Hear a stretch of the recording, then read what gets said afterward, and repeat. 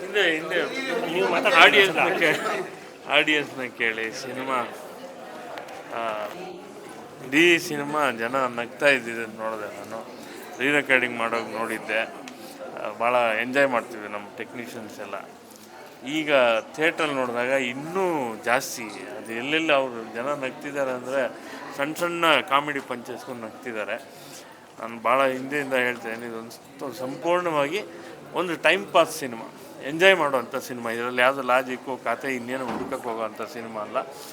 2 ಗಂಟೆ ಕಾಲ ಸಂಪೂರ್ಣ ನಕ್ಕು, ಹೊಟ್ಟೆ ಉಣ್ಣಾಗುವಷ್ಟು ನಕ್ಕು ಎಂಜಾಯ್ ಮಾಡ್ಕೊಂಡು ಹೋಗುವಂಥ ಸಿನಿಮಾ. ನನಗಂತೂ ಭಾಳ ಇಷ್ಟ ಆಯಿತು. ಇನ್ನು ಉಳಿದ ಜನಕ್ಕೂ ಕೇಳಿ. ಕಾಮಿಡಿ ಸಿನಿಮಾಗಳು ತುಂಬ ಕಮ್ಮಿ ಆಗಿದೆ. ಫುಲ್ ಪ್ಲೇಜ್ ಕಾಮಿಡಿ ಸಿನಿಮಾ ಇದರಲ್ಲಿ ವಿಭಿನ್ನವಾಗಿ ಏನಿದೆ? ನೀವು ಸಿನಿಮಾ ನೋಡಬೇಕು. ವಿಭಿನ್ನವಾಗಿ ಏನಿದೆ ಅಂದರೆ ಸಿನಿಮಾ ನೋಡಬೇಕು.